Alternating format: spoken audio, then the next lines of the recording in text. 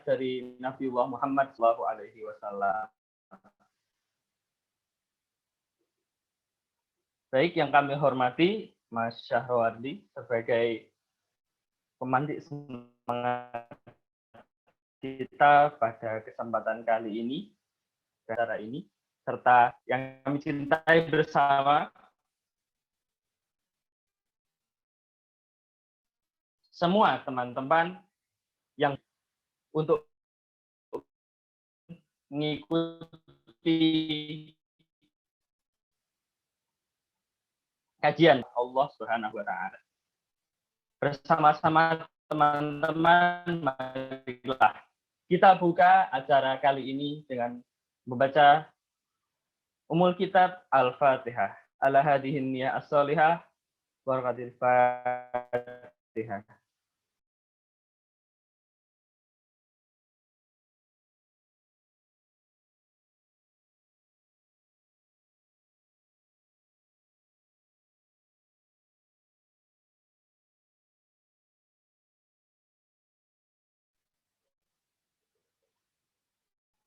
Untuk menuju acara selanjutnya, yakni pembacaan ayat-ayat suci Al-Quran yang akan dibawakan oleh saudara kita Muhammad Fahri Nur Utomo.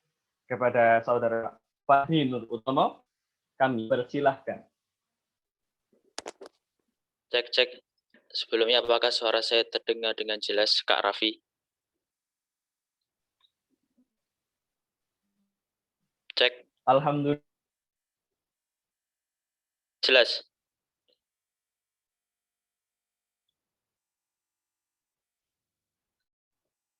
Cek, apakah suara saya terdengar dengan jelas? Jelas. Masuk. Ya. Assalamualaikum warahmatullahi wabarakatuh. A'udzu billahi minasy syaithanir rajim. Bismillahirrahmanirrahim. Walillahi mulkus samawati wal ardh. Wallahu ala kulli syai'in qadir. Inna fi khalqis samawati wal ardi wa ikhtilafil laili wan nahar la ayatin li ulil albab الذين يذكرون الله قياما وقعودا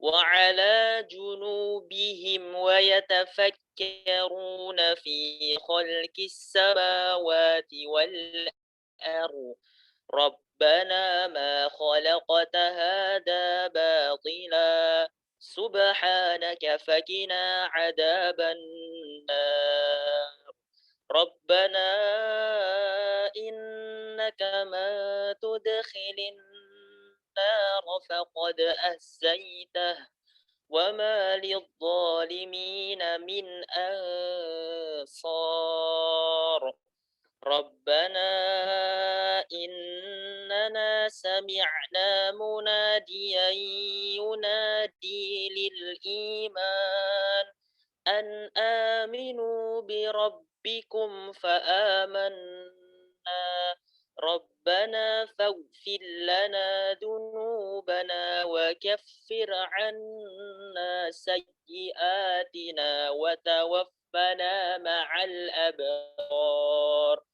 ربنا وآتنا ما وعدتنا على رسلك ولا تخزنا يوم القيامة إنك الميعاد صدق الله العظيم اللهم ارحمنا بالقرآن. Assalamualaikum warahmatullahi wabarakatuh.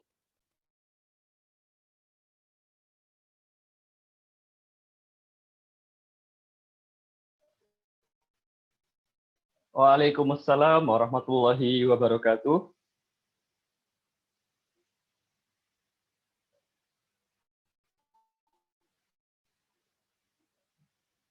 Kami ucapkan terima kasih kepada Mas Pri yang telah menyampaikan ayat-ayat semuanya suci dari Mas Sohadi tadi dapat membuat acara yang diberkahi oleh Allah lancar dari sampai akhir.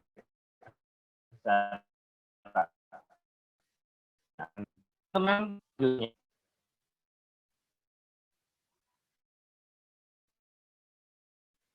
sebentar lagi acara yang sebelumnya akan kemudian kami bacakan kurikulum vitae dari Mas Syahrawardi. Tapi sebelum insya Allah kita cek dulu untuk Masya Allah sudah hadir pada kali ini. Kami sapa dulu ya. Assalamualaikum Mas Syahrawardi. Waalaikumsalam Mas Raffi. Mas Raffi. Assalamualaikum kepada teman-teman semua. Selamat sore. Gimana Mas Syahrawardi? Alhamdulillah. Sehat Mas ya? Baik. Alhamdulillah baik. Jenengan gimana Mas?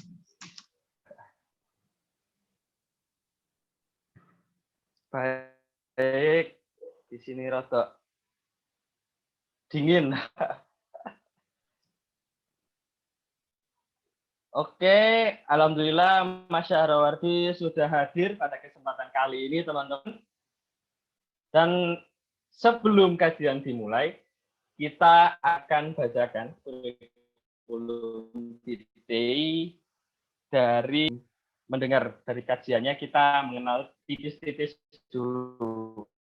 Siapa sih beliau? Dan semoga dengan mengenal ini kemudian kita lebih bisa menyerap banyak ilmu dari beliau. Kan ya? Jadi kita bacakan kurikulum vitae dari beliau.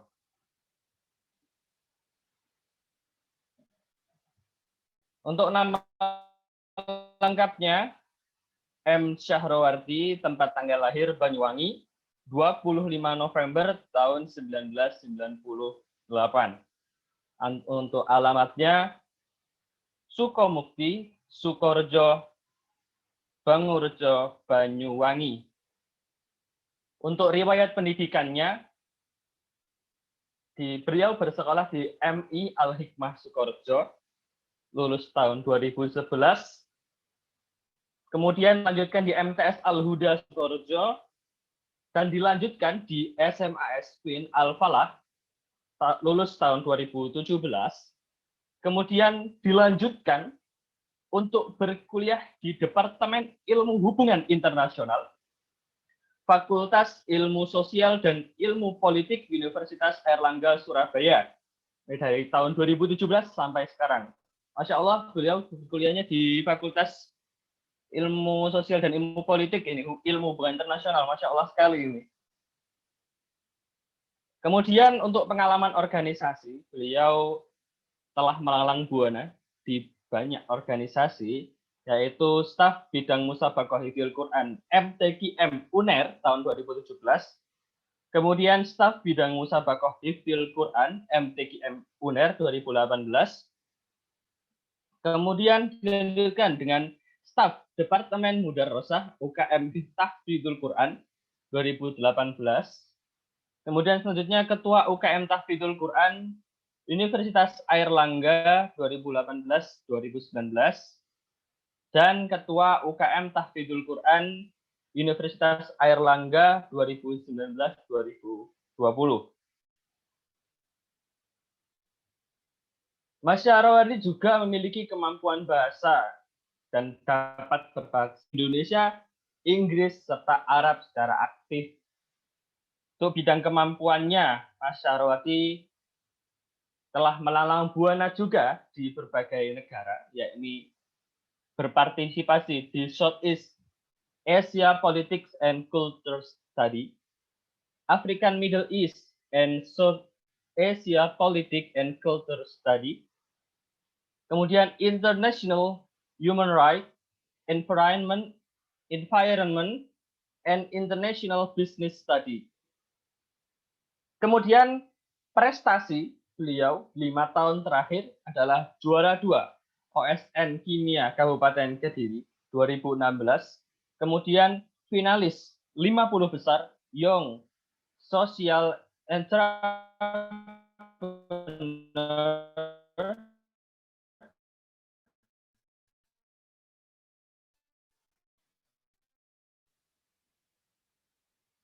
Study Visit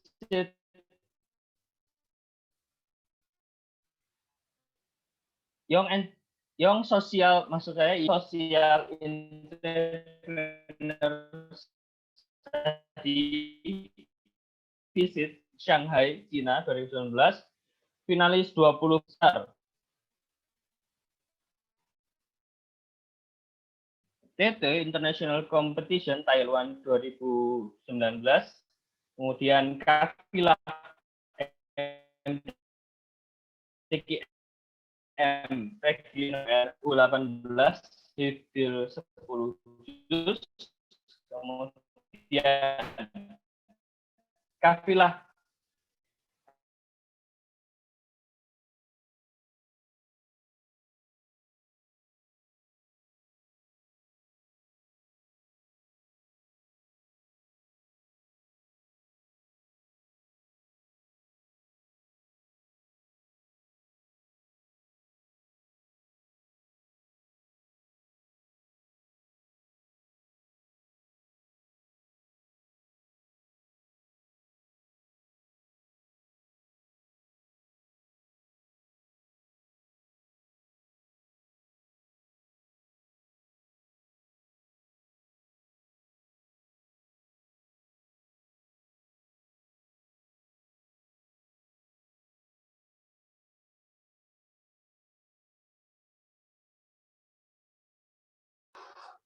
Cek. Apakah suara saya terdengar dengan jelas, Kakak? Karena Mas Raffi sedang terkendala jaringan, untuk itu saya akan ambil alih sementara ya. Saya akan membacakan tentang prestasi 5 tahun terakhir dari Mas ini. Yang pertama adalah juara 2 OSN Kimia Kabupaten Kediri tahun 2016. Kedua, finalis 50 besar Young Social Entrepreneur Singapura 2019. Yang ketiga, finalis 15 Young Social Entrepreneur Study Fit Shanghai, Cina tahun 2019. Baik teman-teman semuanya, karena mungkin prestasi yang dimiliki oleh Mas Syahrowardi ini sangat banyak sekali. Selanjutnya kita akan ke acara inti saja ya. Kepada Mas Syahrowardi, waktu dan layar kami persilahkan. Monggo Mas. Bismillahirrahmanirrahim. Sebelumnya apakah suara saya terdengar dengan jelas? Terdengar dengan jelas, Kak. Alhamdulillah. Assalamualaikum warahmatullahi wabarakatuh. Waalaikumsalam warahmatullahi wabarakatuh. Waalaikumsalam warahmatullahi wabarakatuh. Alhamdulillahirabbil alamin. Wassalatu wassalamu ala asyrofil anbiya'i wal mursalin wa ala alihi washabbihi ajma'in, amma ba'du. Pertama, mari kita panjatkan puji syukur kehadirat Allah Subhanahu wa taala yang telah melimpahkan rahmat, hidayah sehingga kita dapat berkumpul di majelis sore hari ini dalam acara daurah Quran hari ini dengan keadaan sehat walafiat. Kedua kalinya juga mari kita panjatkan sholawat serta salam kepada Nabi kita, Nabi Muhammad SAW, yang tentunya nanti kita harapkan syafaatnya pada hari kiamat. Allahumma amin. Pertama, terima kasih banyak kepada teman-teman panitia daurah dan teman alumni SMA Sains Pusbaitul Quran dan seluruh hadirin hadirat. Nah, di sini saya diamanai untuk sedikit, kalau di posternya itu kajian. Tapi di sini teman-teman di sini peserta daurah dan hadirin hadirat di sini pasti memiliki ilmunya jauh lebih banyak dari saya. Jadi di sini nanti kita sharing, istilahnya lebih ke sharing session.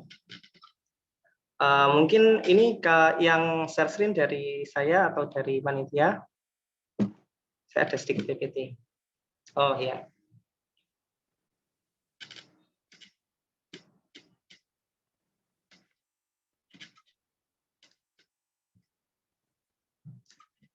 Jadi tema acara kita pada sore hari ini adalah daurah Al-Quran, bring back your spirit of memorizing Al-Quran ya. Jadi ini bahasa Inggris ya, artinya insya Allah membawa kembali semangat kita untuk menghafalkan Al-Quran. Lanjut. Sebelum saya membahas lanjut tentang materi sore hari ini, saya akan mengawali pemaparan ini dengan 2 ayat Al-Quran. Pertama dari surat Al-Qasas ayat 77 yang berbunyi wabtaghi fima ataakallahu ad-daral akhirah wa la tansa nasibaka minad dunya. Al-ayah artinya, dan carilah pada apa yang telah dianugerahkan Allah kepadamu kebahagiaan di akhirat, dan janganlah kamu melupakan kebahagiaanmu dari kenikmatan duniawi. Nah, ini menurut para ahli tafsir atau mufassirin, banyak sekali beliau-beliau menafsiri ayat ini ya. Tapi secara umum ayat ini menerangkan tentang bagaimana kita itu harus menyeimbangkan antara 2 aspek, yakni aspek dunia dan aspek akhirat. Artinya adalah kita harus menyeimbangkan keduanya. Seumpama kita tidak boleh meninggalkan sholat hanya untuk mementingkan sebuah pekerjaan. Atau juga sebaliknya, kita tidak boleh meninggalkan kewajiban kita di dunia ini, seperti mencari nafkah, belajar, dan lainnya, hanya mementingkan ibadah semata. Kemudian ayat selanjutnya adalah dari ini ya, Quran surat Asy-Syu'ara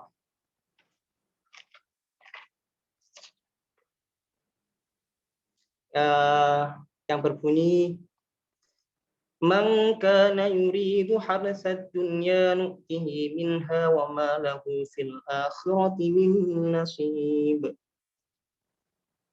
Nah, ini artinya barang siapa menghendaki keuntungan di dunia, kami berikan kepadanya sebagian daripada keuntungan dunia, dan tidak ada bagian seluruh bagian pun di akhirat. Artinya di sini ayat ini menegaskan kalau kita itu tidak boleh benar-benar di dunia ini benar-benar hanya mencari Al-Quran, karena benar-benar mencari duniawi. Karena kalau kita mencari duniawi, maka kita tidak akan mendapat akhirat sama sekali, dan kita hanya mendapat sedikit dari kenikmatan duniawi itu. Nah, berangkat dari sini, lanjut. Slide selanjutnya. Nah, bagaimana kemudian kita memandang جميعا ثم استوى إلى السماء فسواهن 7 سماوات وهو بكل شيء عليم. Iya. Kemudian setelah kita membahas tentang ayat tadi, mungkin bagaimana kita mengkorelasikan dengan kuliah, dengan belajar. Di sini insya Allah semuanya sedang kuliah nih, sedang kuliah, dan saya alhamdulillah juga kuliah. Dan ini memang tema kita tentang bagaimana kita menjadi Al-Quran dan kuliah. Di sini bagaimana teman-teman memandang kuliah, belajar. Apakah kuliah itu suatu perkara dunia? Apakah belajar itu suatu perkara dunia, ataukah belajar itu suatu ibadah? Ini harus kita benar-benar kita tata sejak dari awal. Kita harus menata niat, karena sesungguhnya amal-amal itu tergantung pada niat. Dan sesungguhnya setiap orang mendapat apa yang diniatkannya. Nah, ini dari hadis sahih ya. Kemudian juga ada hadis lain yang mengatakan sesungguhnya manusia itu diberi ganjaran sesuai dengan niatnya. Maka sebenarnya kalau kita sebagai mahasiswa, kita sedang belajar ini bisa menjadi sebuah amal dunia dan bisa menjadi sebuah amal akhirat, tergantung pada bagaimana niat kita. Kalau kita niat belajar ini untuk mencari pekerjaan, maka nanti efeknya belajar adalah menjadi perkara dunia, dan begitu sebaliknya. Di sini niat itu sangat penting. Niat ini nanti hubungannya pada apa? Niat ini nanti akan membimbing kita untuk menetapkan visi. Visi ini sangat penting. Karena kalau kita sebagai manusia dan kita belajar, kita harus menetapkan target-target kita. Jadi dari sini mulai hari ini bagi teman-teman yang kita evaluasi, mari kita tata niat sama-sama. Saya juga tata niat kita dan mari kita tentukan visi, karena visi ini sangat penting untuk semuanya, karena visi sebagai niat dan visi ini saling berhubungan, dan di antara keduanya ini ada banyak hal-hal target lain yang keduanya sangat membantu bagaimana kita akan memanage misi kita untuk mencapai visi tersebut. Ada banyak sekali cara untuk mengingatkan kita. Biasanya ada teman-teman yang menuliskan visinya di kertas untuk teringat terus, tapi saya yakin kalau kita memang memiliki visi pasti kita akan teringat, sehingga kalau kita kuliah kita akan tidak akan lupa apa visi kita. Nah, selanjutnya memang kalau kita belajar di dunia perkuliahan, kita memang tidak luput dari banyak dinamika di dalamnya. Selanjutnya di dalamnya pasti banyak problematika, apalagi kita di sini insya Allah semua para teman-teman yang hafal Al-Quran dan juga sembari kuliah, pasti di dalam perkuliahan kita nanti dan di dalam yang kita belajar di dunia kuliah pasti akan banyak sekali di sana dinamika problematis. Nah, visi misi, visi dan niat ini sangat membantu kita untuk bagaimana kita tetap dalam satu arah. Lanjut, next slide. Nah, di sini ini berdasarkan pengalaman dan survei. Insya Allah teman-teman di sini juga banyak yang merasakan ya, yang sedang duduk di bangku kuliah. Pasti kalau kita kuliah ini, apalagi kita memiliki tanggungan menghafal Al-Quran dan murojaah Al-Quran, itu banyak sekali problem yang ya mendinamika lah, seperti banyak tugas ya, dari semester 1 ke semester selanjutnya semakin tugas semakin banyak. Memang kenyataannya seperti itu. Kemudian semakin sibuk dengan berbagai kegiatan kampus atau non kampus, atau kita menyibukkan diri dengan hal itu. Dan ini kita juga biasa, ini juga pengalaman saya, wajar kita mulai hilang semangat dan motivasi. Biasanya teman-teman di semester 1 dan semester 2 dan semester 3 itu semangat motivasi untuk belajar dan menghafal itu berbeda. Ya untung kalau kita itu semangatnya bisa stabil, tapi ada teman-teman yang semangatnya itu mungkin agak turun, kemudian naik, dan yang paling bahaya di sini adalah mereka yang semangatnya justru semakin naik semester semakin turun dalam arti semangat menjaga hafalannya dan menambah hafalan. Dan yang terakhir ini kadang terbesit di pikiran kita, merasa tidak bisa maksimal untuk meraih prestasi. Ini saya juga dulu pernah kepikiran seperti ini. Dan ternyata juga ada teman-teman saya yang berpikir seperti ini, teman-teman menghafal. Karena kita basicnya kuliah di dunia akademik, nah di situ teman-temannya sangat kompetitif. Mungkin kita juga kadang terbesit ya, kalau mereka kan sangat berprestasi di dunia akademik, mereka nggak menghafal Al-Quran. Apalagi kita kalau menghafal Al-Quran ada beberapa tanggungan merujuk apa kita bisa, kadang terbesit pikiran seperti itu. Nah, di sini kita harus mengamati problem-problem apa yang membuat kita terkendala dalam menghafal Al-Quran. Kita analisa, dan ini masih sebagian dari beberapa problem. Setelah kita analisa problem kita, dan nanti teman-teman analisa sendiri bagaimana problem teman-teman, terus kita harus cari solusinya. Selanjutnya, pertama tadi adalah problem banyaknya tugas dengan berbagai masalah perkuliahan atau akademik. Nah, problem pertama banyaknya tugas. Di sini yang paling penting adalah manajerial waktu ya.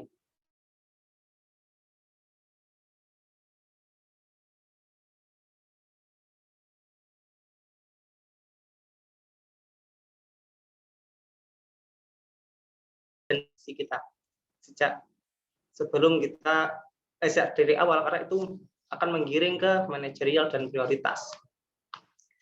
Mungkin semakin hari semakin banyak tugas kita, tapi ingat, karena kita harus ingat ya, karena kita menghafal Al-Quran, kita memiliki kewajiban untuk merujuk Al-Quran.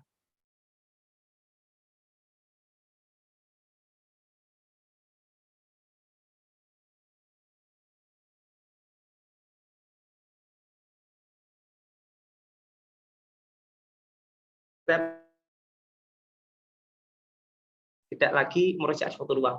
Jadi kita harus memanage waktu kita. Kita harus meluangkan waktu kita untuk sebagian waktu kita untuk merujuk Al-Quran. Untung-untung kita nanti memanagenya dengan adil. Lalu kemudian bagaimana kalau kita ternyata ada banyak sekali di satu jadwal itu ada banyak sekali kegiatan.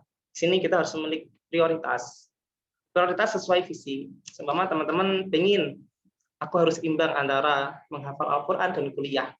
Tentunya nanti ketika teman-teman dihadapkan dengan ini ya, suatu jadwal yang hampir sama, semisal di jadwal yang sama, teman-teman harus toran, atau harus kelas, atau harus rapat organisasi.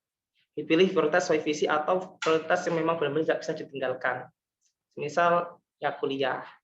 Atau dulu saya pengalaman, juga teman-teman di sini mungkin ada yang ditawari bertanggung jawab sebagai mungkin ketua organisasi dengan tanggung jawab yang sama.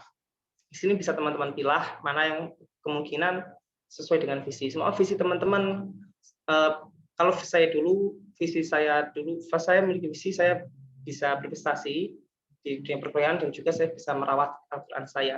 Pada saat itu, ini sekedar cerita, saya pas saat saya ditawari jadi ketua UKM Tahfidzul Quran UNER, di waktu yang sama saya juga ditawari menjadi calon ketua BEM FISIP UNER. Pada saat itu saya beranikan menolak untuk calon BEM, dan saya memilih yang ketua UKM Tahfidz ini karena ini sesuai dengan visi saya. Karena selain saya nanti mendapat ilmu organisasi di lingkungan itu, saya juga akan semakin semangat mendapatkan ini ya untuk merawat Al-Quran. Selanjutnya tadi problem selanjutnya adalah next. Apa tadi? Oh ya, belum tadi lihat. Setelah teman-teman tadi ini ya menata prioritas, membuat manajerial waktu dengan baik sesuai dengan visi misi. Kita tadi harus meluangkan waktu kita sebagian untuk murojaah Al-Quran, meluangkan. Nah, tentunya di sini bagaimana kemudian dalam waktu yang telah terluangkan kita dapat memurojaah Al-Quran ataupun menambah hafalan yang tepat dan efektif. Di sini teman-teman insya Allah semua sudah punya hafalan, dan bagi teman-teman yang mau hafalan, mungkin ini ada sedikit kiat-kiat yang memang sudah umum sebenarnya, tapi ini saya berusaha melakukannya. Pertama adalah berusaha menambah dan memurojaah hafalan setiap harinya. Berusaha istiqomah, karena istiqomah dengan membuat jadwal tadi ya. Kemudian distorkan, kita lagi minimal sama teman yang sudah bagus bacaannya.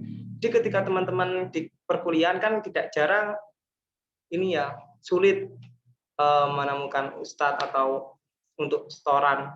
Tapi di sini teman-teman wajib menyetorkan, entah nanti hafalan nyetorkan sekitar 1 juz sekali atau berapa juz sekali, itu menurut saya itu sangat diperlukan, karena kalau tidak begitu nanti bacaan kita tidak tahu mana yang salah. Nah, bisa juga nanti teman-teman mencoba merojaah sehabis sholat. Ini sangat ini ya, sedikit-sedikit habis sholat di murojaah hafalannya, terutama teman-teman yang sudah memiliki hafalan murojaah sedikit saja sholat. Kemudian teman-teman di sini juga bisa mencari hafalan yang efektif dan menyenangkan, karena setiap orang memiliki model cara mereka sendiri dalam belajar ya. Ada teman-teman, ada orang-orang yang mereka lebih mudah menghafal dengan mendengar merotal, ada yang mudah dengan teman, ada yang harus sendiri, ada yang ini dengan isyarat, kemudian ya macam-macam. Setiap orang memiliki cara efektif dan yang menyenangkan diri sendiri. Nah, maka dari itu mari temukan bagaimana cara menghafalmu yang paling efektif. Ya, kita tidak boleh memaksakan kita pakai metode ini, metode itu. Cari yang memang itu sesuai dengan kita. Seperti itu. Lanjut. Nah, bagaimana tips, kemudian tips bisa menghafal. Ini tips ini berdasarkan saya sedang berusaha mencoba. Ini dari Ustadz dan teman-teman. Jadi pertama adalah kita harus berusaha mendekatkan diri dengan Allah dengan memperbanyak bacaan Al-Quran, mohon untuk dimudahkan selangkahnya. Karena pada dasarnya kita menghafal, kita membaca Al-Quran itu kita itu sedang berkomunikasi, kita sedang quality time dengan Allah. Dan yang paling penting di sini adalah kita harus menjaga diri dari maksiat. Kan banyak riwayat ya, Imam Syafi'i dulu ditanya bagaimana, oleh seorang bertanya kan, hafalan saya kok buruk, Imam. Kata Imam adalah, ya kamu harus menjauhi maksiat karena ilmu itu adalah cahaya, intinya seperti itu.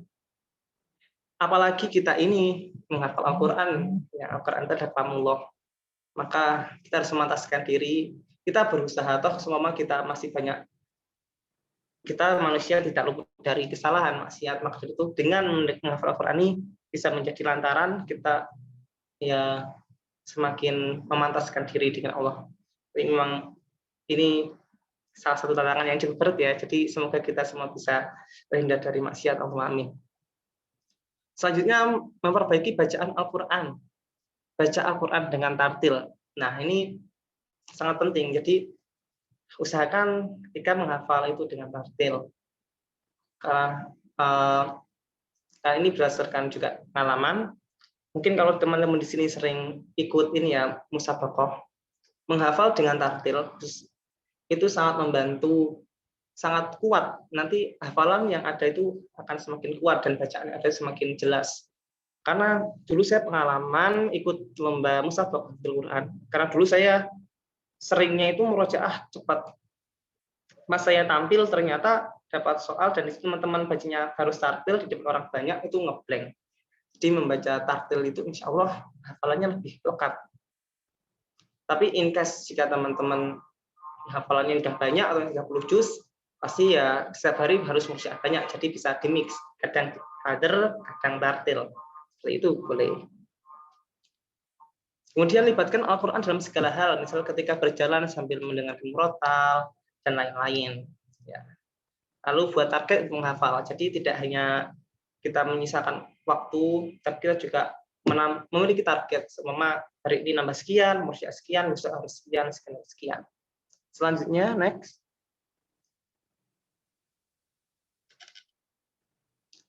Nah, kemudian bagi kita yang mau memulai, tapi insya Allah di sini teman-teman sudah punya hafalan ya. Jadi kalau kita sebelum berniat menghafal Al-Quran, harus belajar mengenai ilmu Al-Quran terlebih dahulu, seperti tajwid, sifat huruf, huruf dan lain-lain. Bahkan kalau semua kita sudah punya hafalan pun, kita juga belajar ini juga sangat membantu. Kemudian untuk memulai hafalan dimulai dari juz yang paling mudah yang sedang kita biasanya juz 30 ya. Kemudian juga buat reward dan punishment. Ini sangat penting. Ini tadi berhubungan dengan target. Kalau kita memiliki target, nanti kalau kita sesuai dengan target kita ada reward, self reward. Kalau nanti ternyata tidak bisa, nanti ada punishment. Jadi kita harus selain membuat jadwal, membuat target, kita harus ada ini evaluasi. Evaluasi itu bisa dilaksanakan setiap hari sebelum tidur atau nanti setelah mau mingguan atau seperti apa. Cari waktu ini ya, sabar. Sabar. Kunci utama menghafal itu sabar. Semakin banyak hafalan, maka yang dimurojaah semakin banyak. Jadi teman-teman harus semangat dan sabar. Cari waktu yang pas, karena saat kondisi fisik sudah lelah akan mengaruhi tingkat ini ya, fokus. Jadi kalau kita memang merasa pada saat itu kita lelah, lebih baik teman-teman istirahat dulu. Semua kita ngantuk mau murojaah atau mau menghafal ya tidur dulu, habis tidur nanti bisa murojaah. Dan yang paling penting adalah jauhi gadget. Tapi di sini kita tidak bisa sebagai mahasiswa ya, kita memang gadget ini salah satu kebutuhan sebagai syarat informasi. Jadi lebih tepatnya bukan menjauhi, tapi bagaimana kita bisa manage atau utilize gadget dengan bijak seperti itu. Yang terakhir adalah disiplin. Ini yang paling penting adalah disiplin dan ini cukup challenging ya. Disiplin dengan apa yang telah kita targeting seperti itu. Ini sebenarnya tips yang paling intinya, tips the key of tip adalah disiplin. Itu kalau sudah disiplin pasti insya Allah sukses. Selanjutnya setelah problem 2 tadi, yang problem selanjutnya adalah next, bisa lanjut slide. Ya, biasanya teman-teman ini, kita ya, aku juga merasakan semakin kesini semakin banyak kegiatan mulai hilang semangat dan motivasi. Mulai semangat hilang ini wajar ya, semangat turun, naik turun wajar. Kalau demikian kita harus cari motivasi, mencari lingkungan, cari teman dan role model. Nah, ini ada sebuah hadis. Jadi yang mengatakan ini semua hadis-hadis yang saya cantumkan di sini bersumber dari kitab Tibyan fi Adab Hamalatul Quran. Di hadis yang pertama ini artinya tidak bisa iri hati kecuali kepada dua orang, yakni orang lelaki yang diberi Allah pengetahuan tentang Al-Quran dan diamalkan sepanjang malam dan siang, serta kepada orang laki yang dianugerahi Allah harta kemudian dia menafkahkannya sepanjang malam dan siang. Artinya di sini adalah kita harus cari role model. Role model yang paling jelas, role model kita adalah Nabi Muhammad SAW. Tapi di sini kita boleh cari role, mungkin ini istilahnya ngefans ya. Kalau kita ngefans sama Rasulullah atau tokoh-tokoh lain, jadi kalau ngefans sama Rasulullah wajib ya. Tapi di sini kita ada tokoh lain yang kita fans, itu bisa menambah wiroh kita, semangat. Kalau teman-teman lihat ya, ada orang-orang yang fans sama artis-artis kayak artis luar negeri, misalnya mereka condong untuk menirukan, ikut-ikut yang di rambut kita ikut-ikut. Jadi role model ini sangat mempengaruhi bagaimana kehidupan kita. Kemudian cari teman yang support dan gabung cari majelis yang mensupport visi misi kita. Semua teman-teman ingin menyeimbangkan Al-Quran, kemudian menyeimbangkan dengan kuliah. Kita bisa mencari lingkungan. Pertama, lingkungan yang mensupport di Al-Qurannya. Kita bisa, kalau saya dulu saya gabung di Tahfidz, ini sangat support Al-Quran. Dan bagaimana saya menyeimbangkan dengan akademik, saya berusaha gabung dengan teman-teman di lingkungan fakultas yang memang jago di akademik, walaupun mereka tidak menghafal Al-Quran. Atau teman-teman bisa gabung di satu lingkungan yang itu mensupport keduanya. Yang teman-teman bisa cari sendiri. Mungkin insya Allah ya acara daurah ini merupakan salah satu lingkungan yang sangat mensupport keduanya. Amin. Nah, jadi seperti itu. Cari lingkungan. Jadi kita itu boleh loh iri sama teman yang ya di hadis ya, kita boleh iri ada teman yang prestasinya bagus, hafalannya bagus. Ya ahli Quran itu iri nggak apa-apa, asalkan irinya nanti memacu semangat kita, dalam arti seperti itu. Ini bagaimana kita mencari lingkungan dan motivasi itu sangat penting untuk menjaga stabilitas semangat kita. Selanjutnya, nah ini yang mungkin di sini teman-teman terbesit. Ada teman-teman yang ambis mungkin ya kayak gitu, pengen berprestasi. Saya juga dulu seperti itu. Mungkin saya pengen sedikit cerita ya. Jadi tadi di CV saya dulu juara OSN kimia, tapi masih tingkat kabupaten. Ya dulu di Kediri karena saya mondok di Kediri di pondok tradisional. Mungkin kalau teman-teman tahu di UIN Al-Falah Ploso di situ. Nah, kemudian saya kuliah itu dulu di UNER, saya keterima di farmasi jalur undangan. Karena berhubung saya buta warna, akhirnya tidak bisa masuk ke jurusan kesehatan, yang mana padahal kesehatan itu adalah salah satu target.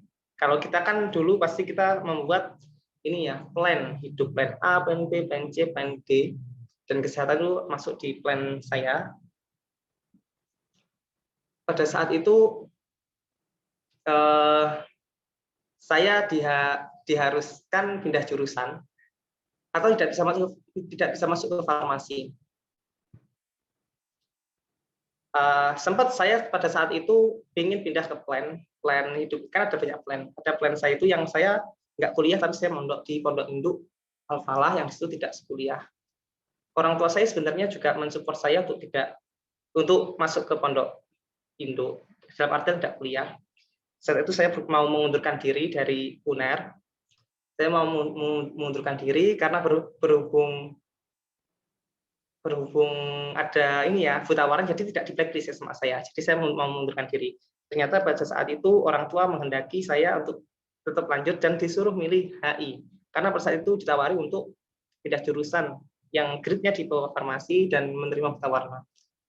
Akhirnya ya saya ikut orang tua, dan saya notabene bukan, pada saat itu saya bukan anak yang suka dengan ilmu sosial atau politik. Jadi pada tahun pertama itu saya sangat bingung bagaimana saya itu bisa bertahan dan bisa berprestasi di HI. Salah satu yang saya lakukan pada saat itu adalah ya saya nekuni apa ilmu saya dapat di pondok ngaji, dan ini Al-Quran. Saya berusaha, target saya menjaga Al-Quran. Saya tahun pertama, tahun kedua saya ikut lomba-lomba MHQ, tadi di CV ada MHQ. Sampai saya itu sempat diremehkan, bukan sempat ya, seringnya diremehkan. Apalagi kalau di jurusan saya itu sangat kompetitif. Ya beda lah, culture-nya beda ya, sangat kompetitif. Anak-anak itu tahun pertama, tahun kedua udah lomba kemana-mana, sedangkan saya belum. Saya hanya di ranah agama dan lomba MHQ dan kayak juara-juara. Sempat terbesit seperti itu, kayak bingung seperti itu. Tapi pada kemudian hari saya ikut kajian kitab tibian di UKM Tahfidzul Quran. Di situ ada sebuah makalah ya, yang berbunyi hadis ya. Man sahurahul Quran wa dzikri an mas'alati a'taitu afdhala ma u'ti as-sa'ilin wa fadlu kalamillah subhanahu wa ta'ala ala sa'ir kalam wa fadlillahi ta'ala ala khalqihi.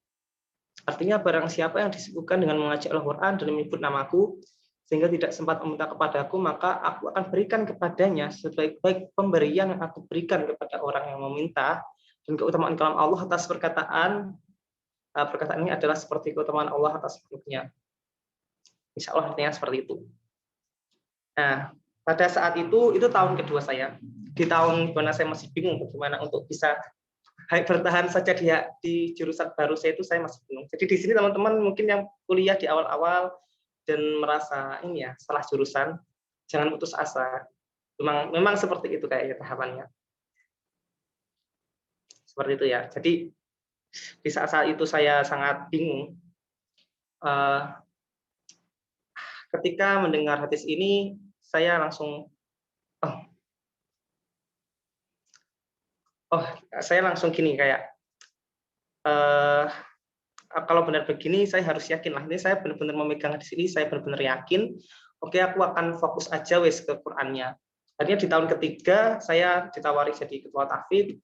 Kata guru saya, semakin kamu terlibat di majelis Al-Qur'an, katanya maka Allah itu akan mengabulkan semua doamu, kayak gitu, kayak insya Allah dipenuhi kayak gitu.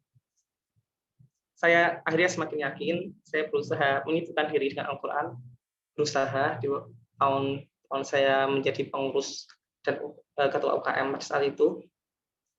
Dan alhamdulillah di tahun ketiga, selanjutnya Mas, ini sedikit motivasi ya teman-teman, tidak niat pamer. Dan alhamdulillah di tahun 2019, tahun ketiga saya kuliah, saya dulu pengen banget keluar negeri, karena sebagai anak HI kalau belum keluar itu kayak diremehkan ya. Bukan diremehkan, tapi kayak dipertanyakan. Saya pengen banget pada saat itu pengen keluar, tapi tidak caranya. Ya, saya fokus ya dengan memegang makalah itu, fokus ya hanya berdoa dan berusaha memperbanyak dengan lingkungan majelis Al-Quran. Alhamdulillah tahun 2019 adalah tahun pertama saya ke luar negeri, bulan Maret itu di Singapura. Dan alhamdulillah di Singapura itu lomba YSE. Dan saya pikir lombanya hanya sekali. Ternyata ketika lolos di situ kita ada lomba lagi di Shanghai, kemudian final di Singapura lagi. Alhamdulillah juara. Alhamdulillah pada tahun selanjutnya, di tahun itu dan di tahun selanjutnya itu dipermudah. Alhamdulillah sering bolak-balik kayak doa saya dulu di pondok, dan selama 2 tahun awal itu kayak diijabahi sama Gusti Allah. Bahkan di tahun saya tadi ada ini ya, saya dulu ikut finalis Green Tech. Green Tech itu lomba teknologi, dan saya itu membawakan ini ide ekstraksi ketosan dari Black Butterfly, dan itu saya satu-satunya peserta yang dari sosial. Dan ketika saya pikir-pikir, wah ini kayaknya doa saya terkabul.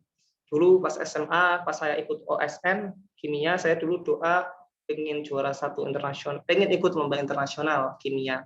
Alhamdulillah ternyata diijabahinya itu di waktu kuliah ini, kayak tidak nyangka aja. Jadi teman-teman harus yakin, berdoa itu harus yakin, pasti Allah itu menjawab dengan, pasti itu Allah akan mengabulkan dengan caranya Allah, dan yang paling pantas dengan kita. Jadi harus yakin, dan apapun itu harus yakin dan semangat. Ini saya juga berusaha seperti itu, saya juga mengingatkan diri saya sendiri. Ini seperti itu, teman-teman jangan canggung kalau memang terjun Al-Quran harus maksimal, insya Allah tidak akan, kita itu akan ini ya, dipenuhi oleh Allah apa yang kita inginkan. Terus berdoa dan berusaha. Seperti itu sedikit motivasi dari saya. Syukron. Assalamualaikum warahmatullahi wabarakatuh. Waalaikumsalam warahmatullahi wabarakatuh. Masya Allah. Alhamdulillah. Terima kasih kepada Mas Syahrowardi atas hujaman motivasi dan siraman semangat yang disampaikan kepada kita untuk kemudian kita kembali bersemangat untuk semakin banyak berinteraksi dengan Al-Quran, mulai dari awal tadi tentang memperkuat niat kita agar kita tahu gimana visi kita dalam menghafal Al-Quran, kemudian tips-tips dalam menghafal yang benar, ya, kemudian juga motivasi-motivasi dari beliau tentang bagaimana kemudian dengan semakin intens dengan Al-Quran, Allah semakin banyak mengijabah doa-doa dari Mas Syahrowardi. Begitu Mas ya.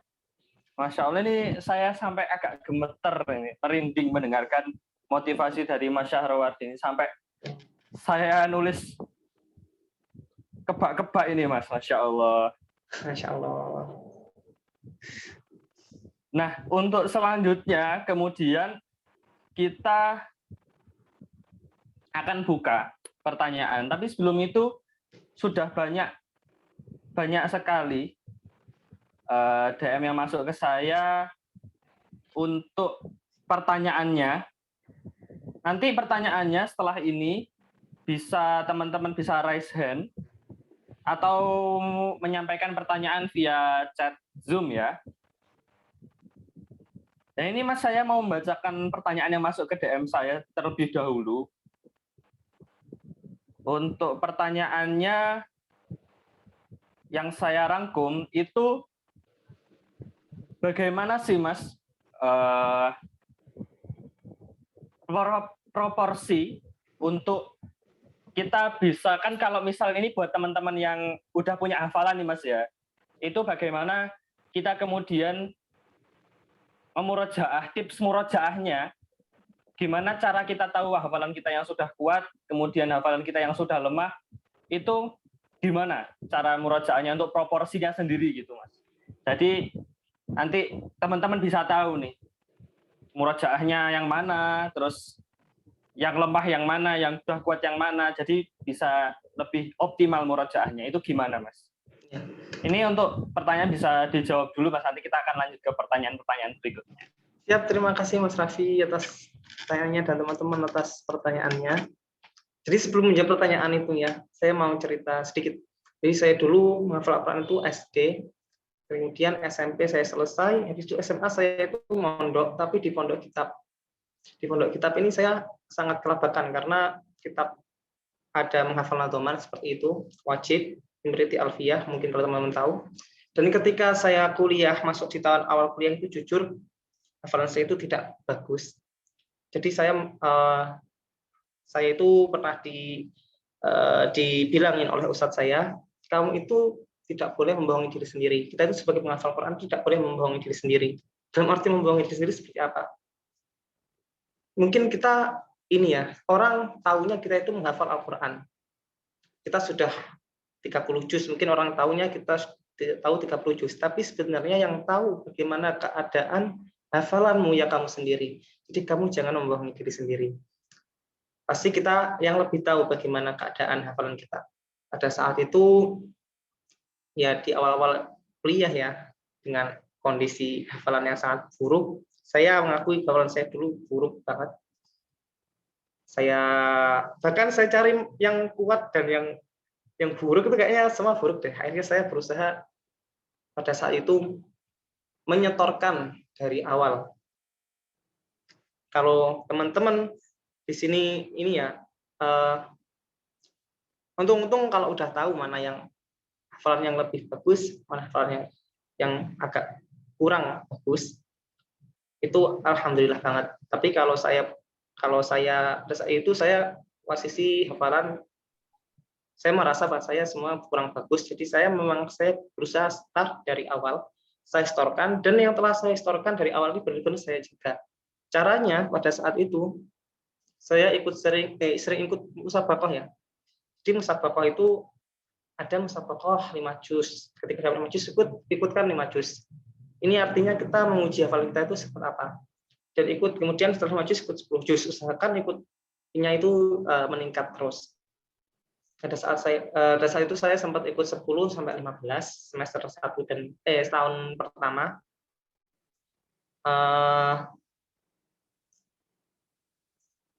Ya, tapi ya seperti itu. Jadi kita harus tahu bagaimana kondisi keadaan hafalan kita. Kalau saya seperti itu, saya memulai dari awal, kemudian dari awal harus pastikan yang kita pegang itu bagus. Soalnya kalau hafalan kita sudah kuat, semua dulu saya ikut 1 sampai 15, dan alhamdulillah di hafalan 1 sampai 15 ini benar-benar saya harus benar-benar memutkinkan 1 sampai 15 dulu. Biasanya saya per 5 juz sih. Kalau ini sudah benar-benar mungkin saya berani hafalan 5 murojaah yang 5 juz selanjutnya 16 sampai 20, karena biasanya kalau kita menambah hafalan baru itu hafalan yang lama agak terganggu. Jadi setelah menambah hafalan baru kita harus mensinkronkan lagi 1 sampai 20 sampai 1 sampai 20 itu benar-benar dikuatkan lagi. Kalau kita sudah kuat, kita itu murojaah insya Allah enggak berat. Karena kalau kita hafalan sudah kuat itu kita bisa murojaah dengan berjalan. Enggak repot-repot buka Quran lama-lama, kita hanya mengecek kalau kita lupa ya. Sambil jalan, sambil apa. Itu bisa kalau kita sudah benar-benar hafalan kita sudah mungkin. Yang memang agak butuh usaha itu ketika kita memutkinkannya ini, itu sangat usaha keras. Itu memang ya itu berkahnya di situ, dinikmati. Seperti itu Mas Raffi.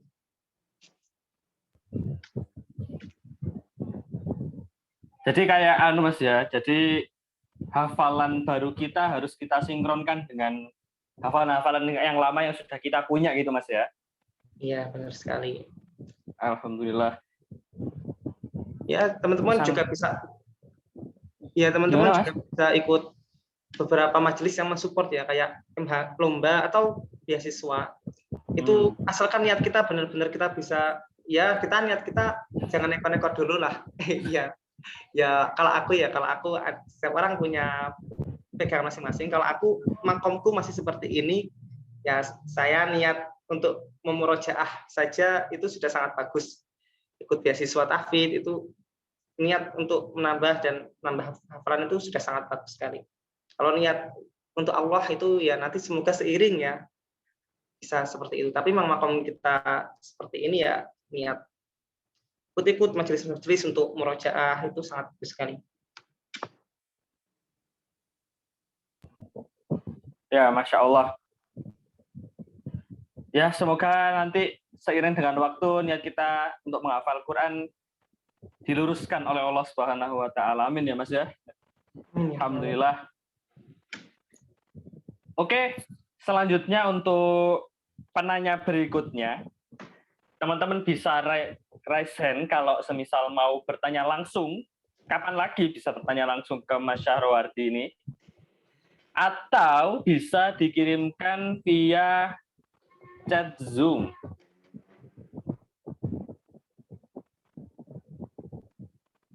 Oke, bisa silahkan bertanya. Kami tunggu penanya-penanya yang Masya Allah, ini juga sudah hadir bersama kita.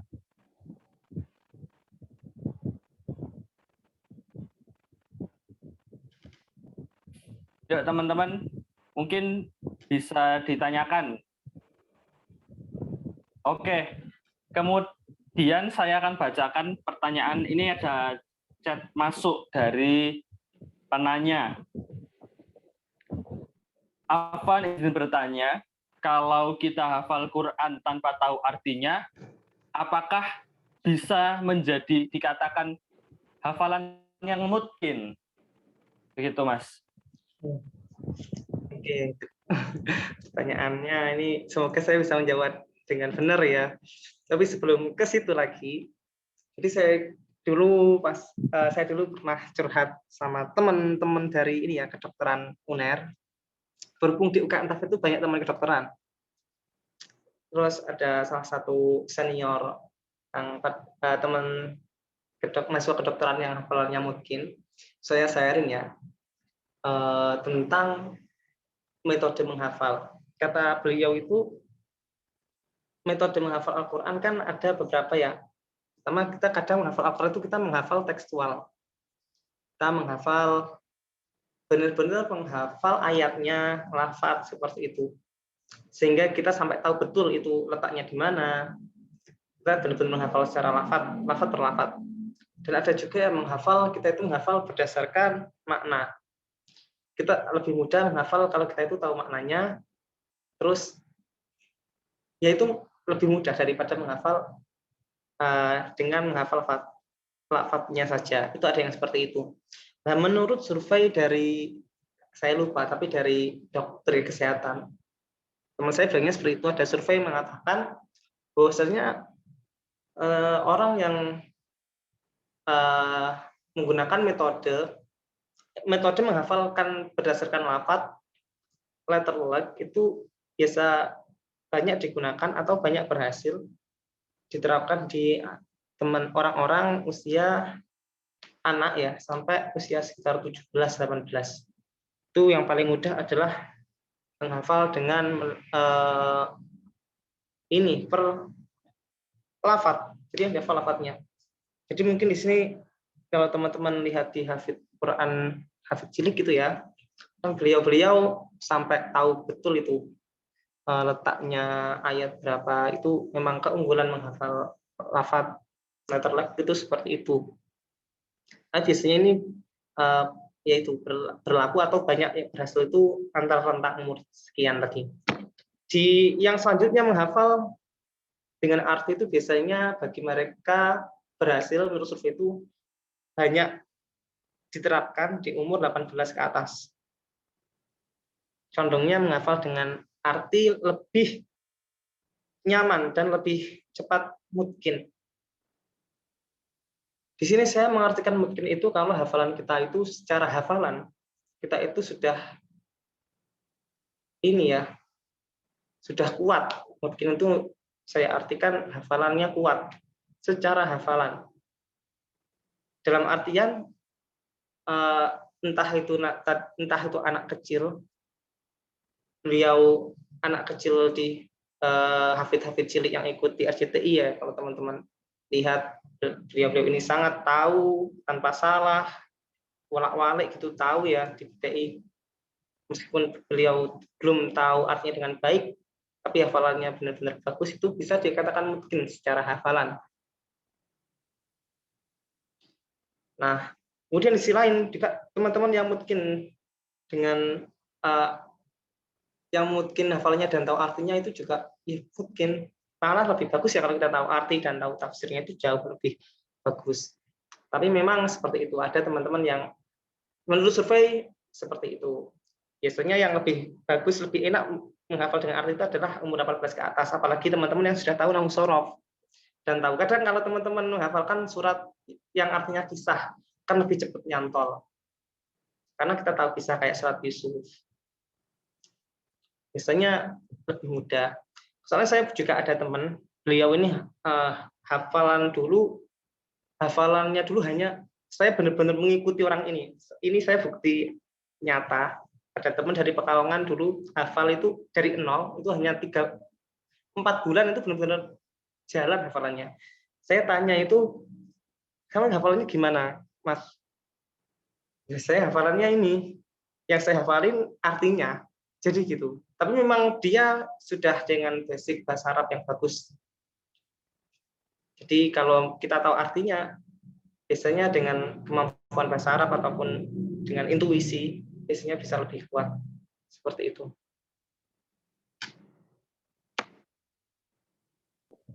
Oke, berarti itu untuk jawaban yang selanjutnya tadi Mas ya.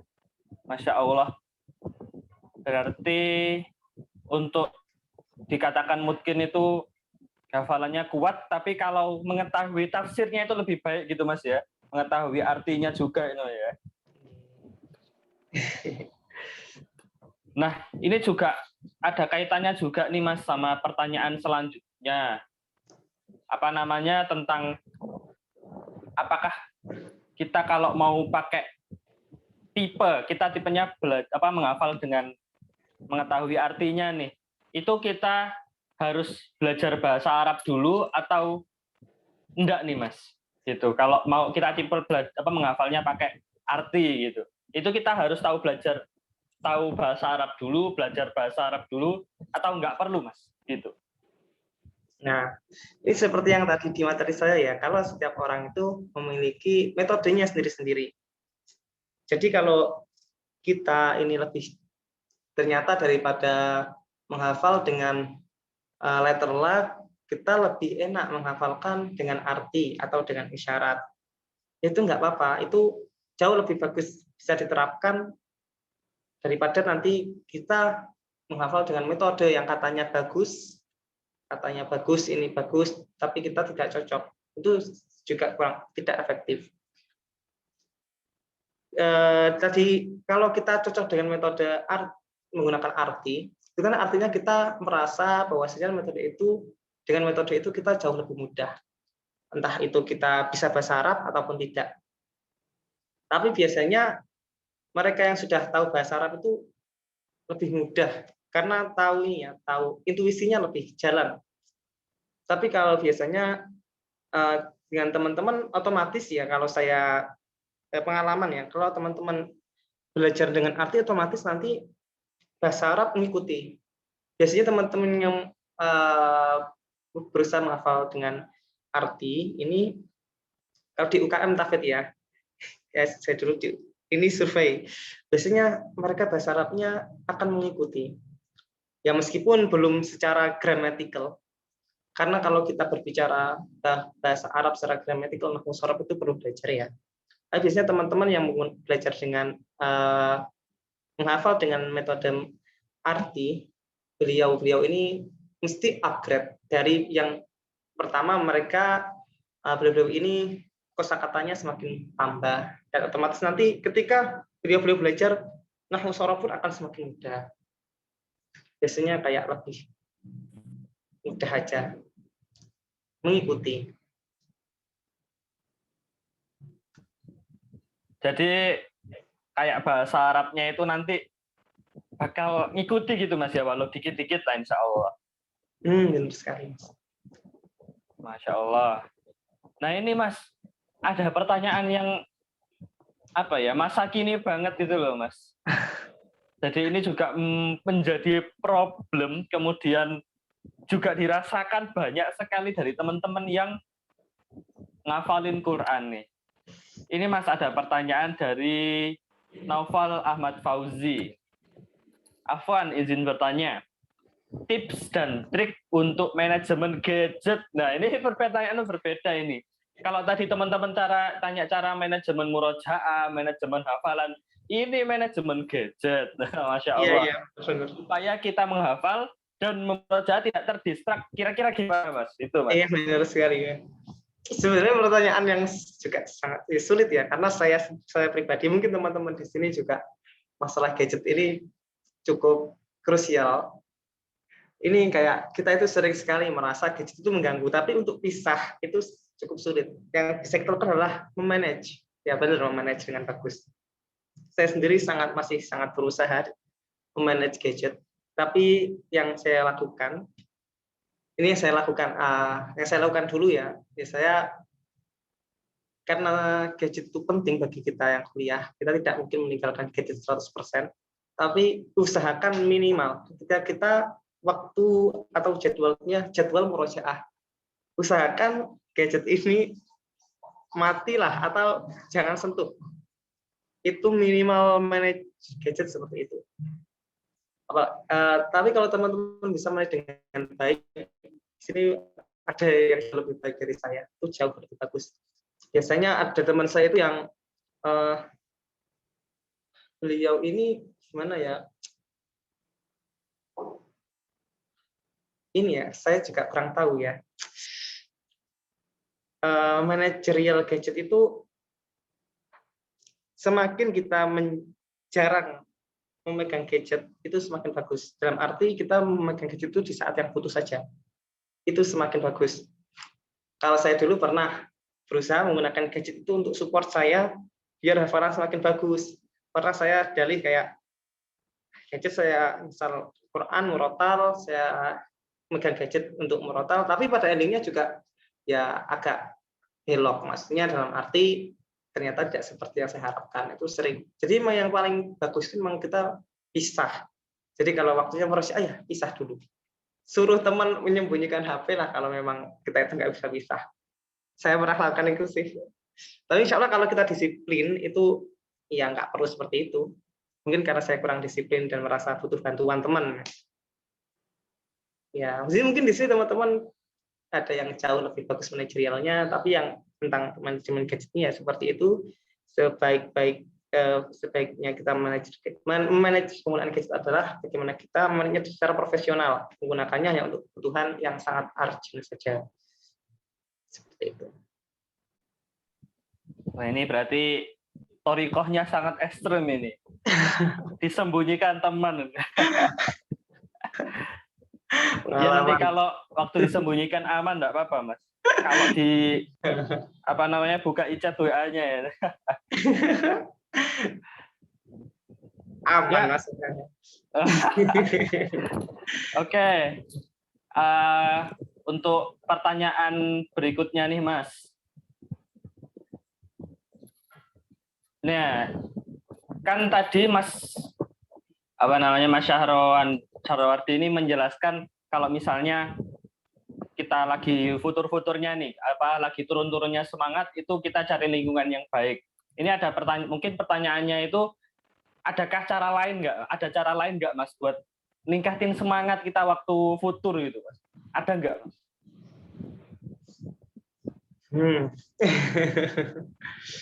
Kalau basically Mas sendirilah, itu gimana sih kalau waktu futur, waktu kita nggak ada ya, mungkin nggak ada ya, semangat ngafal, murojaahnya lagi turun, itu ada cara lain nggak? Iya, sebenarnya wajar ya kalau kita di satu titik itu kita merasa sangat malas.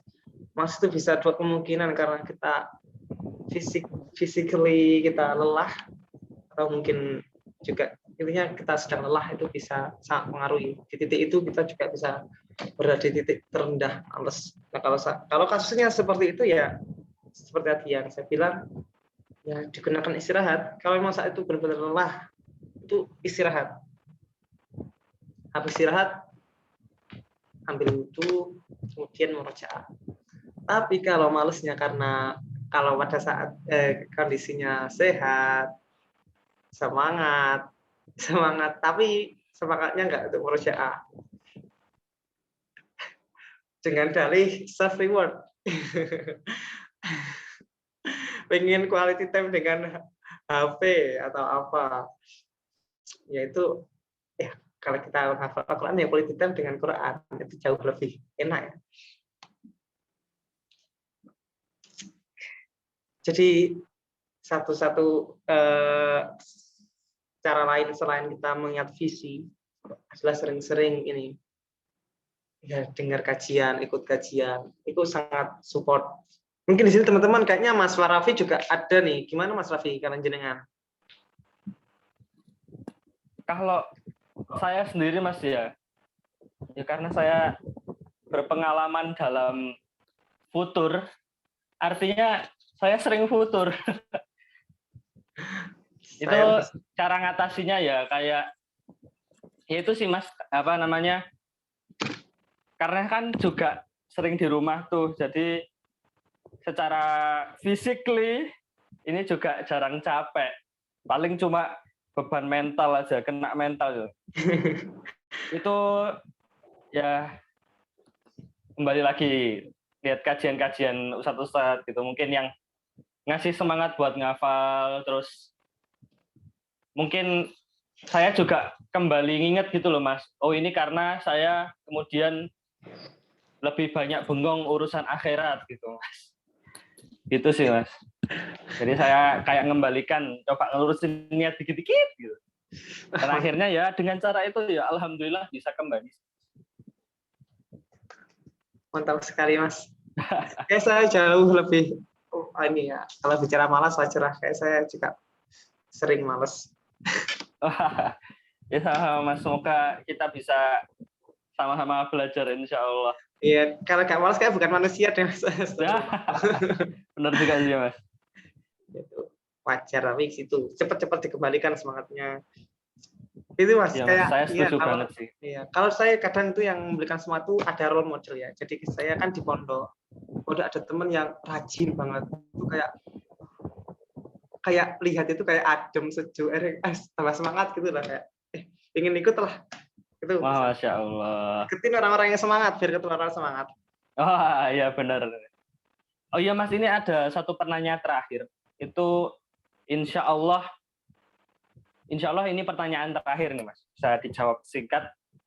Kemudian pertanyaan ini juga sih Mas, menjadi dinamika yang kemudian terjadi di banyak pesantren di Indonesia yang kemudian lagi booming-boomingnya sekarang nih. Pesantrennya mengadakan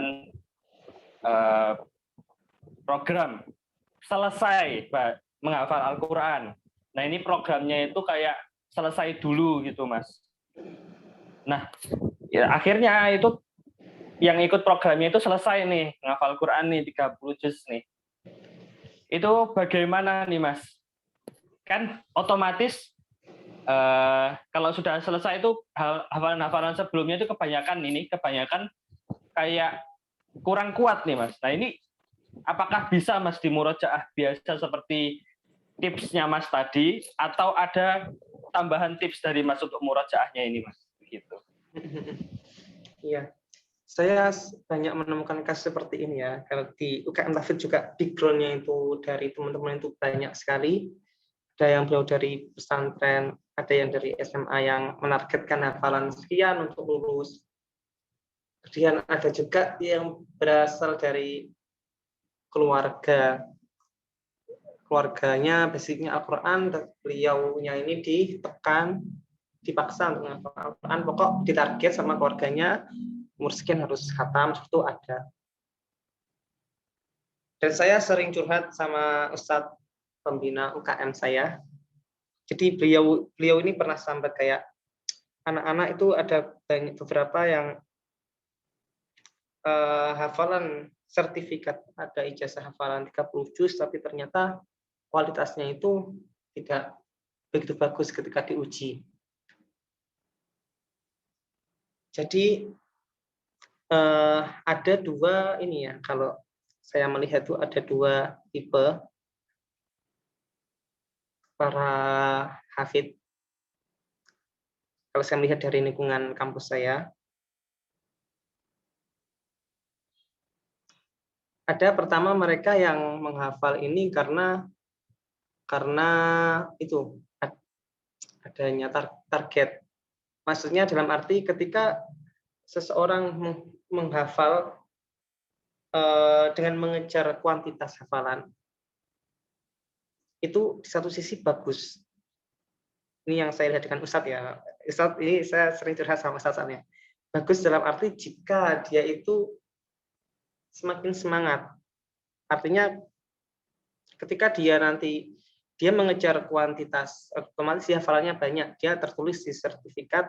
Mungkin ada beberapa instansi yang hanya memberikan sertifikat tanpa diuji, mungkin diujinya hanya berapa atau atau hanya formalitas, itu tidak, memang sebenarnya pada dasarnya tidak apa-apa ketika itu membuat dia semakin termotivasi untuk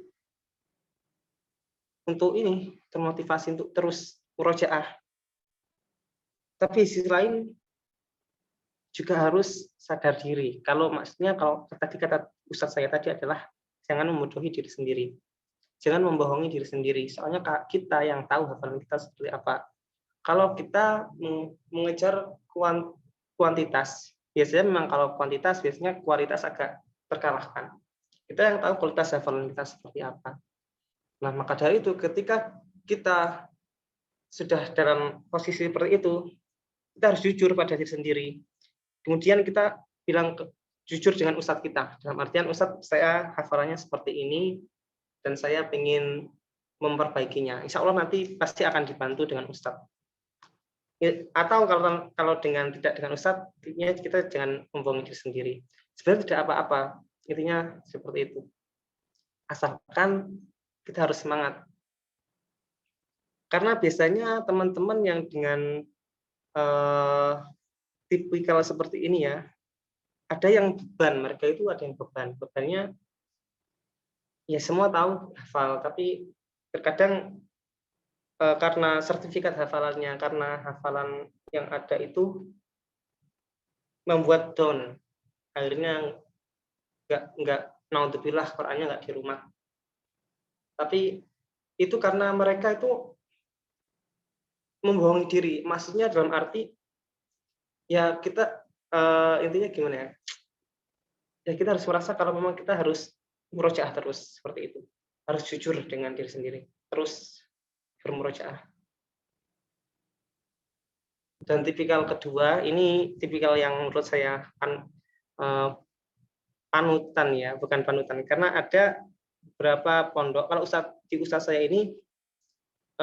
ini muridnya, santri-santrinya pembina UKM Tahfidz ini mengharuskan ijazah itu diberi ketika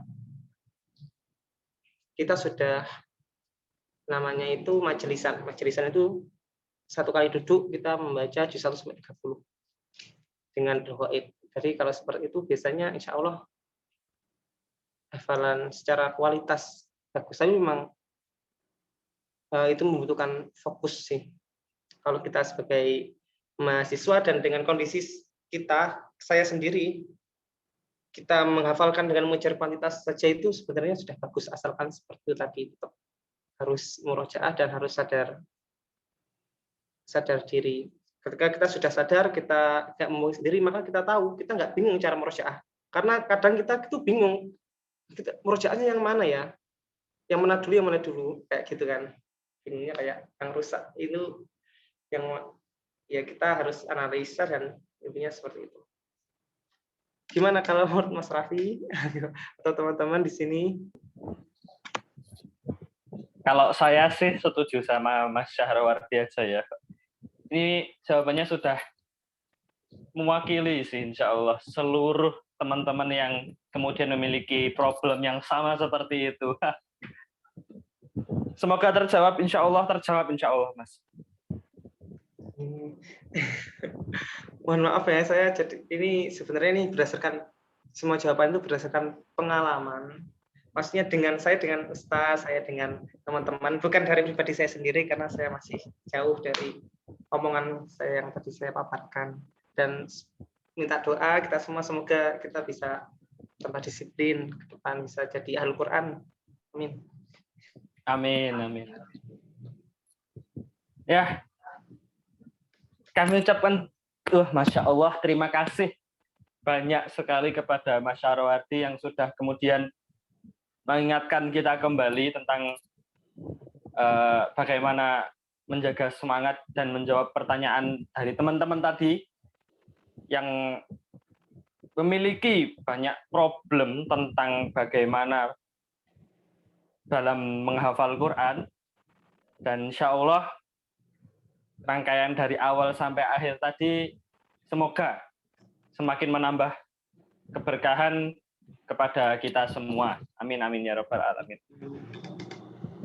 Oke, Terima kasih kepada Mas Syahrowardi. Untuk selanjutnya adalah penyerahan sertifikat dari panitia kepada Mas Syahrowardi secara simbolis. Kepada panitia daurah bisa disampaikan untuk sertifikatnya.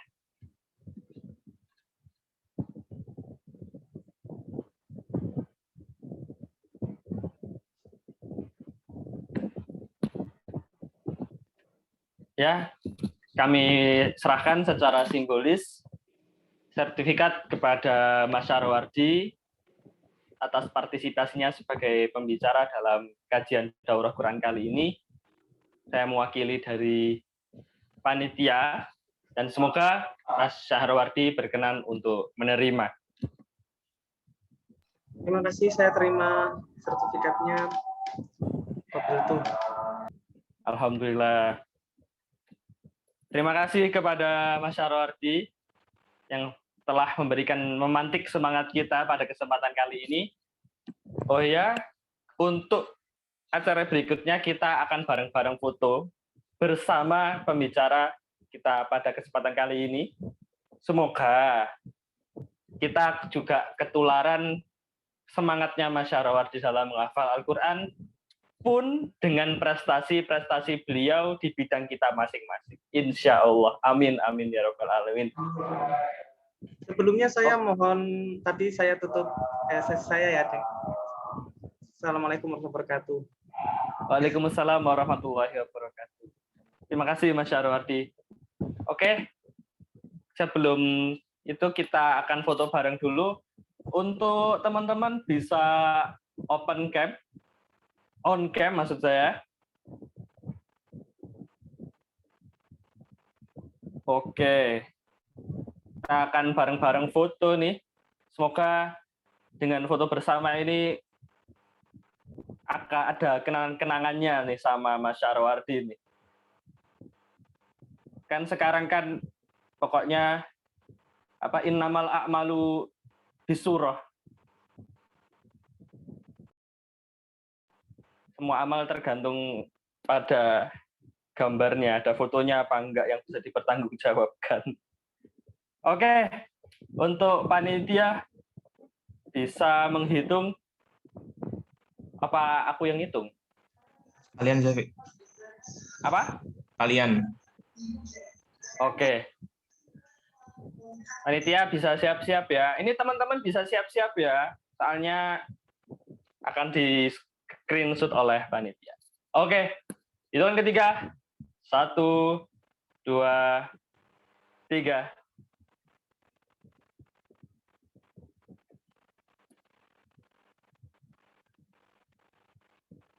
Silakan dijaga ya gayanya. Ini soalnya screen-nya juga banyak.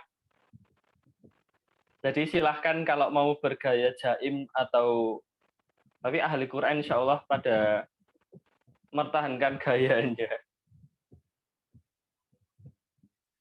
Oke, sudah atau belum panitia?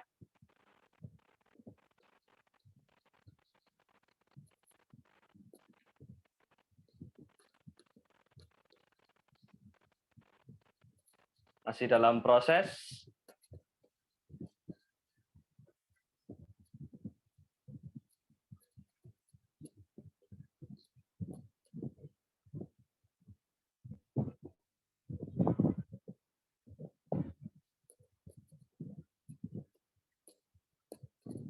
Oke, gimana Mas Syauki?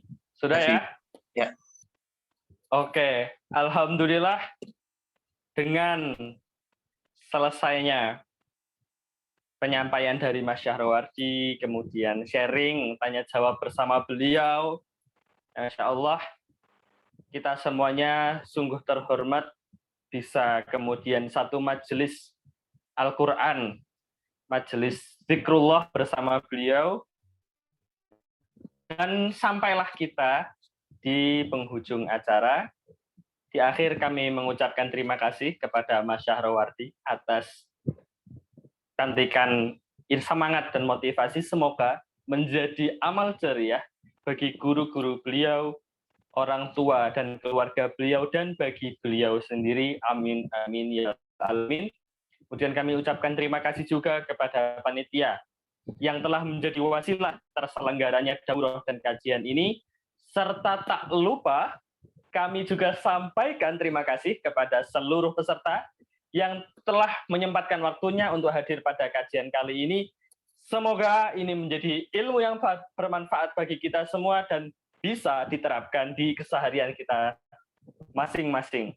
Amin, amin, ya rabbal alamin. Dan di akhir, kami selaku Master of Ceremony memohon maaf apabila ada kendala dan gangguan yang saya berikan pada saat penyampaian saat MC tadi.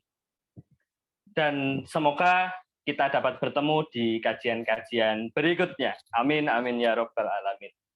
Burung dara, burung cendrawasih, cari dulu di Papua. Cukup sekian. Terima kasih. Semoga bermanfaat untuk semua. Wabillahi taufik wal hidayah, waridho wal inayah. Assalamualaikum warahmatullahi wabarakatuh. Waalaikumsalam Wassalamualaikum warahmatullahi wabarakatuh. Masya Allah, Mas Raffi.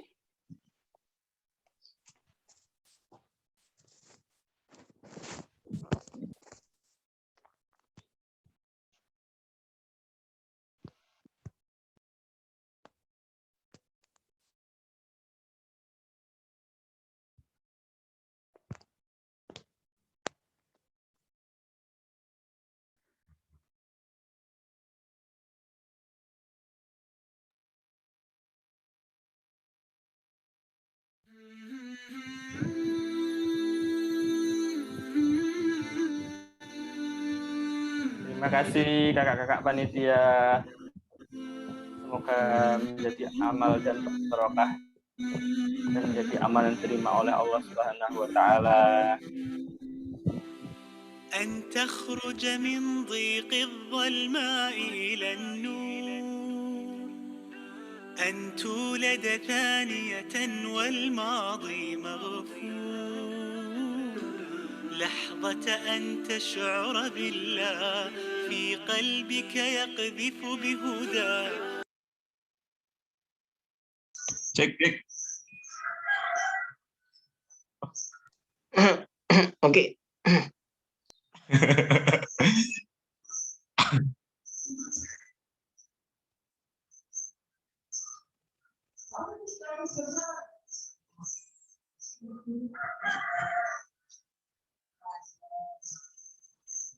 Matur sik, Bro.